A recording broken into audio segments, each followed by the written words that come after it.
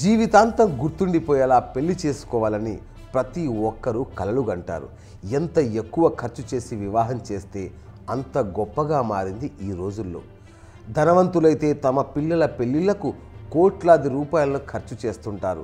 ఎంత డబ్బున్నా ఆశకు అంతులేని ఈ రోజుల్లో కష్టాల్లో ఉన్న వారికి సహాయం చేసేందుకు ముందుకు వచ్చేవారు అతి తక్కువ మంది ఉంటారు. అయితే మహారాష్ట్రకు చెందిన ఓ నవవధువు మాత్రం ఈ కోవకు చెందుతుంది. భిన్నంగా ఆలోచించి తన పెళ్లికి అయ్యే ఖర్చుతో పేదలకు ఇల్లు నిర్మించి ఇవ్వాలని నిర్ణయించింది. అందరికీ ఆదర్శంగా నిలిచారు. మహారాష్ట్రలోని ఔరంగాబాద్ జిల్లాకు చెందిన శ్రేయ మనోద్ వివాహం నిశ్చయమైంది.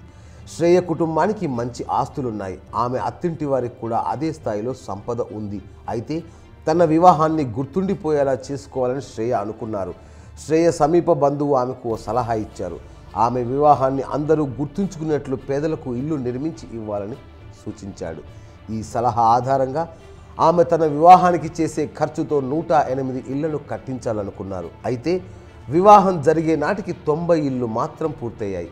వివాహం జరిగే రోజున ఎవరికైతే ఆమె ఇల్లు నిర్మించిందో వారిని ప్రత్యేకంగా తన వివాహానికి ఆహ్వానించింది. పెళ్లి మండపంలోనే వారికి ఇంటి తాళాలు అందించారు. వివాహానికి వచ్చిన వారంతా ఆమెను ప్రశంసలతో ముంచెత్తారు.